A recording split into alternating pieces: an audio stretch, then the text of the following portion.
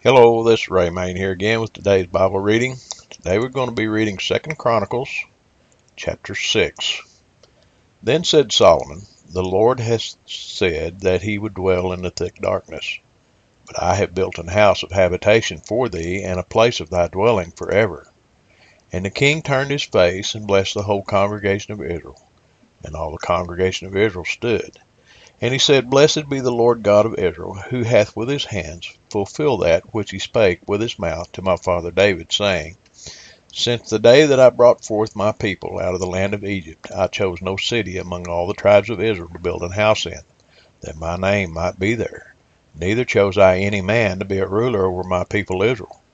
But I have chosen Jerusalem, that my name might be there, and have chosen David to be over my people Israel. Now it was in the heart of David my father to build an house for the name of the Lord God of Israel. But the Lord said to David my father, Forasmuch as it was in thine heart to build an house for my name, thou didst well in that it was in thine heart. Notwithstanding, thou shalt not build the house, but thy son, which shall come forth out of thy loins, he shall build the house for my name. The Lord therefore hath performed his word that he hath spoken, for I am risen up in the room of David my father, and am set on the throne of Israel, as the Lord promised, and have built the house for the name of the Lord God of Israel. And in it I have put the ark, wherein is the covenant of the Lord that he made with the children of Israel. And he stood before the altar of the Lord in the presence of all the congregation of Israel, and spread forth his hands. For Solomon had made a brazen scaffold of 5 cubits long, and 5 cubits broad, and 3 cubits high, and he had set it in the midst of the court, and upon it he stood, and kneeled down upon his knees before all the congregation of Israel, and spread forth his hands towards heaven. And he said, O Lord God of Israel, there is no God like thee in the heaven, nor in the earth, which keepest covenant, and showest mercy unto thy servants that walk before thee with all their hearts. Thou which hast kept with thy servant David my father that which thou hast promised him, and spakest with thy mouth, and hast fulfilled it with thine hand, as it is this day. Now therefore, O Lord God of Israel, keep with thy servant David my father that which thou hast promised him, saying, There shall not fail thee a man in my sight to sit upon the throne of Israel. Yet so that thy children take heed to their way to walk in my law, as thou hast walked before me. Now then, O Lord God of Israel, let thy word be verified, which thou hast spoken unto thy servant David. But will God in very deed dwell with men on the earth? Behold, heaven and the earth of heavens cannot contain thee, how much less this house which I have built. Have respect, therefore, to the prayer of thy servant, and to his supplication, O Lord my God, to hearken unto the cry and the prayer which thy servant prayeth before thee, that thine eyes might be upon this house day and night, upon the place whereof thou hast said that thou wouldest put thy name there, to hearken unto the prayer which thy servant prayeth toward this place. Hearken therefore unto the supplications of thy servant, and of thy people Israel, which they shall make towards this place. Hear thou from thy dwelling place, even from heaven, and when thou hearest, forgive. If a man sin against his neighbor, and an oath be laid upon him to make him swear, and the oath come before thine altar in this house, then hear thou from heaven, and do, and judge thy servants, by requiting the wicked, by recompensing his way upon his own head, and by justifying the righteous, by giving him according to his righteousness. And if thy people Israel put to the worse before the enemy, because they have sinned against thee, and shall return and confess thy name, and pray and make supplication before thee in this house, then hear thou from the heavens, and forgive the sin of thy people Israel, and bring them again unto the land which thou gavest to them and to their fathers. When the heaven is shut up, and there is no rain, because they've sinned against thee, yet if they pray toward this place, and confess thy name, and turn from their sin, when thou dost afflict them, then hear thou from heaven, and forgive the sin of thy servants and of thy people Israel, when thou hast taught them the good way, wherein they should walk, and send rain upon the land, which thou hast given unto thy people for an inheritance.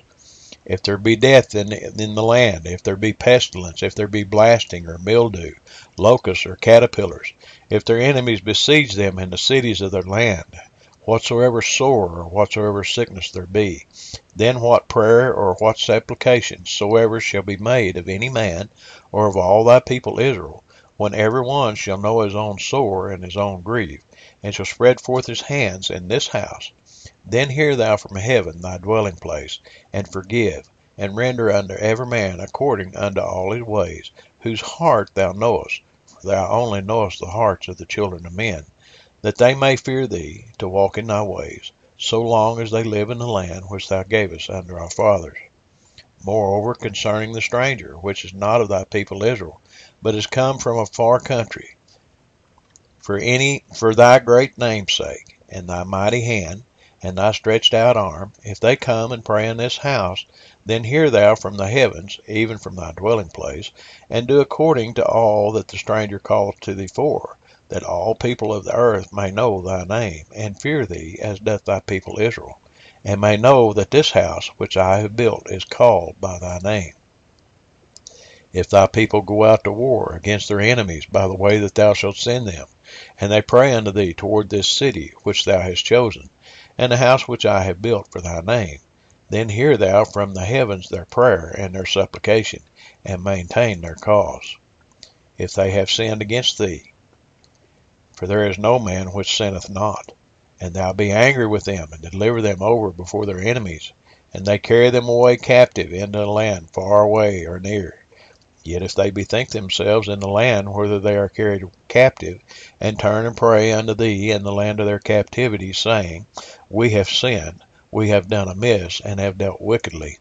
If they return to thee with all their heart and with all their soul in the land of their captivity, whither they have carried them captives, and pray toward their land which thou gavest unto their fathers, and toward the city which thou hast chosen, and toward the house which I have built for thy name, then hear thou from the heavens, even from thy dwelling place, their prayer and their supplications, and maintain their cause, and forgive thy people which have sinned against thee. Now, my God, let, I beseech thee, thine eyes be open, and let thine ears be attent unto the prayer that is made in this place. Now therefore arise, O Lord God, into thy resting place, thou and the ark of thy strength. Let thy priests, O Lord God, be clothed with salvation, and let thy saints rejoice in goodness. O Lord God, turn not away the face of thine anointed. Remember the mercies of David, thy servant. Well, that's the reading for today. As we see, Solomon is praying for not only for the people of Israel, the quote-unquote chosen of God, but the stranger that has come to the house. I've always misquoted this. Anybody that's looking to the house of God, honor their request. But if the stranger come to the house, the one that's not of Israel, come to that house and he pray, and he's asking the Lord to honor their request, just like he does the children of Israel. That's a big thing. Most of the people that will be watching this are folks that, in a common parlance, would be called Gentiles. All of this together, all of it gave you and I a chance to be a child of God. I am an adopted Jew, if you will. I've been, by the new covenant, by the grace of God, I have been adopted into that family. So I have every right to call out on God, just like they did back then. Call out unto Jesus Christ, and I have faith that he'll hear my prayers. Do you have that same faith today? Something to think about, folks. We'll see you tomorrow.